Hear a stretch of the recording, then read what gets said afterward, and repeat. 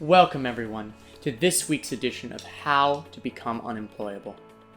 In this one, we're going to be saying things you can't say in public. So without further ado, let's just jump into it. Race and IQ. No, God! We all have IQ. Some of us seem to pride ourselves in having more. Many of us are blessed with little. But what role could race have to play? No, God, please, no! I don't know. But I was listening to this conversation between John Stossel and Charles Murray recently, and I thought, this guy seems like a really nuanced, self-critical individual who's willing to deprecate his lack of practicality in a world where the prominent narratives and ideas are promulgated by cowardly, humorless, faux intellectual academics. I wonder why he's hated so much. But I decided not to wonder too much because I'm a liberal, which means at the end of the day, race, IQ, they're just social constructs. But that's not all. Sex, having sex, diabetes, heart failure, even our collective hatred of Charles Murray is socially constructed. Come on in, I'll show you how it works. First, imagine you're a white man. Now stop doing that because I think we can all agree that's a little too much for the imagination to bear. But now, imagine you're just a person, like Charles Murray. But then remember, Charles Murray isn't a real person. At least not in any literal sense. He's a social construct, created in the image of everything we hate. So in order to deconstruct this figment of our hateful imaginations, we're going to need to do some serious psychological work. Because that's who we are as liberals, right? We're in touch with our emotions, more than those bigoted right-wingers. And so this is my challenge to liberals far and wide, especially the white ones. Unpack your feelings about this lovable grandpa, and make sure that you never think about whether environmental or cultural differences could cumulatively aggregate to create notable biological distinctions over time. No. What are you talking about? Biological organisms never pass down their environmental or cultural adaptations. That would be crazy. As I learned from my psychology major, biology and culture are always separate, and they never interact. That's why today, we're happy to say everyone is equal. And so when you go to an NBA game and you're thinking, gosh, I could have sworn there would be more Jews here. Must be all the anti-Semitism with those race-based drafting preferences. Until you realize, oh, that's right. The Jews aren't on the court. Look up. But here's the question I think we should really consider. Does this conversation have to be so offensive? And what can we do together to love each other more as individuals, instead of allowing trivial group differences to divide us? With my 4-step guide, part of a brand new course I'm releasing, Becoming an Unemployable Jew with Free Time, available for 4 installments of $9.97, we'll be well on our way. Step 1, no more bell curve, no more Charles Murray, and for that matter, all balding white dudes who talk about the white man, they need to go. And if need be, at the expense of whites. 2, get rid of the Minnesota transracial adoption study. Erase it from history. If you don't know what I'm talking about, don't even look it up. 3, give James Watson back his Nobel Prize. I know, guys, he said some things about Africa. But come on, guys. He discovered the fundamental coding sequences of living organisms. That's like super cool. Finally, step 4, psychedelics. Talking past one. Psychedelics. And it primarily comes down to the intersection of the following 3 topics. Psychedelics. Psychedelics. Psychedelics. Psychedelics. Psychedelics. Psychedelics. Psychedelics. Psychedelics. Psychedelics. Everyone needs to come together in the woods, put on some nice music, as long as it isn't Kanye, and we can all sing Kumbaya and forest tunes together. I'm sorry about Kanye, folks. We're graduating away from him, but don't worry, we're all gonna be stronger together.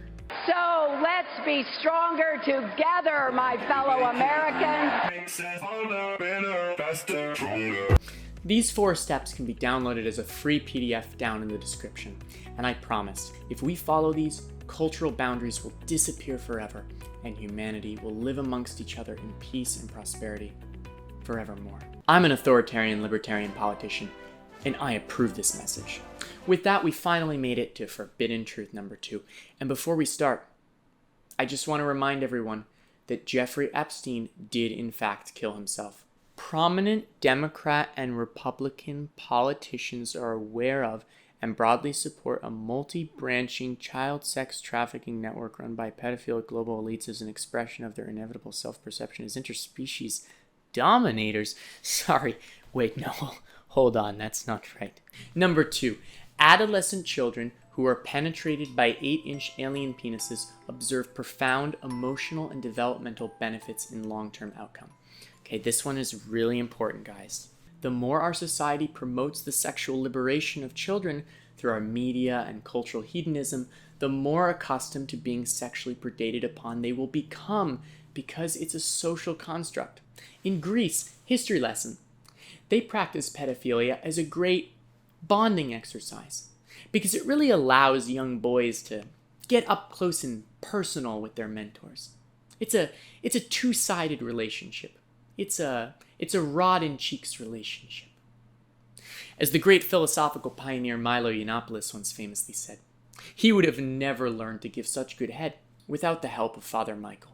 And so just remember, the next time you're thinking about all the poor children in Epstein Island, don't worry. It's all for their own good. Say it with me. It's all for their own good. It's all for their own good.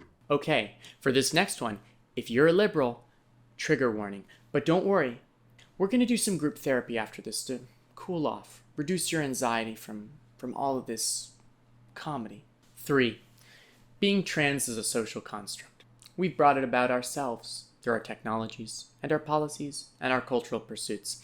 And it's a sign of something very special that's taking place, which is the upgrade of humanity into digitally functional forms. Let me tell you what I'm thinking. Back me up if I'm onto something here. The only way for humans to ever escape biology would be through a fully integrated digital reality experience where you can manipulate avatar characteristics via a kind of spectrum-like slider, genders on a spectrum, sort of like you're in a video game, but you're not. But are you?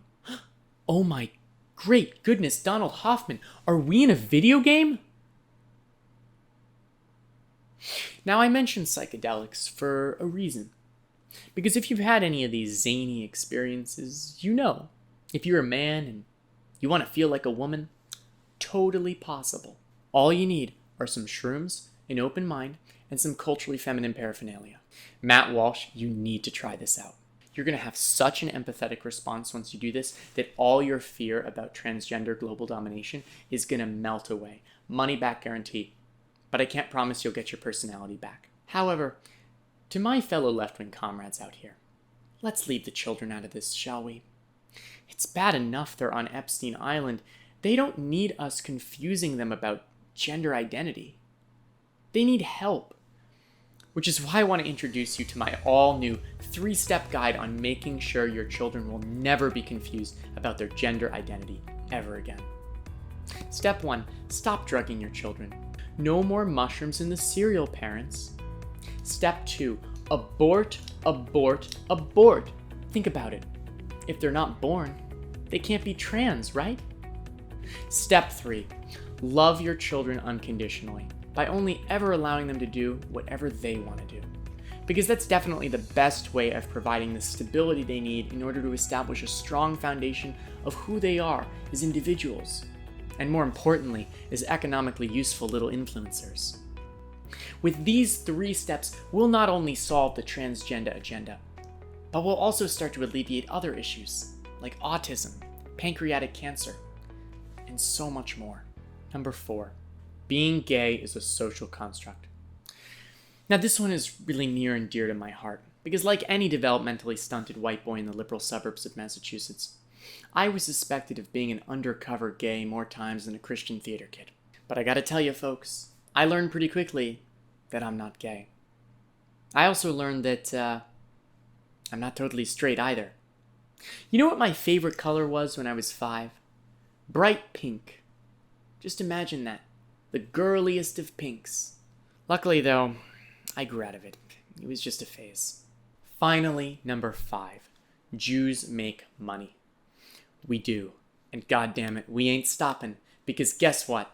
Everyone knows that the quickest route to sustained fulfillment is making a bunch of money at the expense of your society, through social media platforms, real estate investments, and pharmaceutical distributions.